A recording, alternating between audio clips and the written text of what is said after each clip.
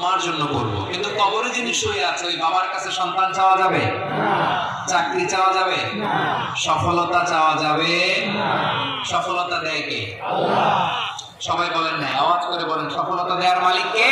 আল্লাহ। এক কথায় রব্বুল আলামিন বলেন, ওয়া ইয়ামসাসকাল্লাহু বিদুররিন ফালা কাশিফা লাহু ইল্লা হু ওয়া ইয়ুরিদকা বিখাইরিন فلا راد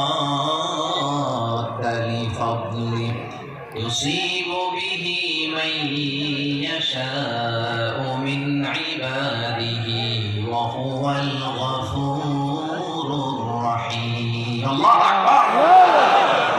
الله بولن وإن يمسسك الله بضر فلا كاشف له إلا هو.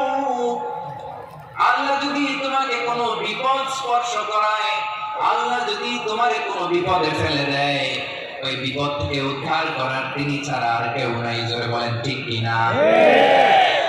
তিনি যদি কোনো বিপদে ফেলেন, তিনি ছাড়া বিপদ থেকে উদ্ধার করার কেউ নাই। আর তিনি যদি তোমার প্রতি কোনো অনুগ্রহ করতে চান, ওই অনুগ্রহ ঠেকিয়ে দেওয়ার ক্ষমতাও কারো নাই। আল্লাহ যদি আপনার সফলতা দিতে চায়, পৃথিবীর কোন শক্তি ওই সফলতাকে থামাতে পারে না। এজন্য আল্লাহ বললেন, খবরদার, চিন্তার আকীদা খালিস করে নাও। ওয়া ইয়ামসাসকাল্লাহু বিদুররিন ফালা কাশিফা লাহু ইল্লা হু। আল্লাহ বিপদে ফেললে বিপদ থেকে উদ্ধার করার কেউ থাকে না।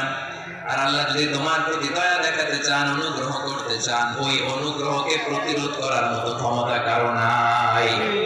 তিনি তার বান্দাদের মধ্য থেকে যাকে ইচ্ছা তাকে দেন, যত ইচ্ছা তত দেন। তিনি ক্ষমাশীল, তিনি মেহেরবান। সুবহানাল্লাহ। তিনি ক্ষমাশীল, তিনি মেহেরবান। তাহলে এই আয়াত থেকে আমরা বুঝতে পারলাম, আমরা যদি বিপদে পড়ি আমাদেরকে কেউ বাঁচাতে পারে না। আমার বাবা আমাকে বাঁচাতে পারে না, হ্যাঁ? আমার মা আমাকে বাঁচাতে পারে না, আমার বন্ধু আমাকে বাঁচাতে পারে না, আমার দলের কর্মী আমাকে বাঁচাতে পারে না, আমার পীর সাহেব আমাকে বাঁচাতে পারে না। আমার পটুয়াখালীর ভাইরা খেয়াল রাখবেন, বাঁচাতে পারে এক মহান সত্তা, উদ্ধার করতে পারে এক মহান সত্তা। চিৎকার করে বলুন, তিনি কে?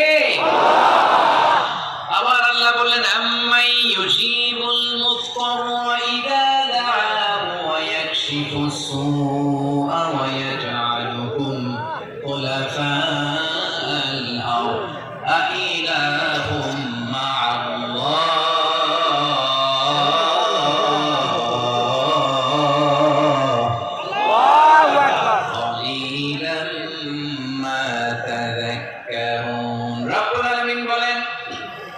বিপদে পড়ে কাতর কণ্ঠে চিন্তাগ্রস্ত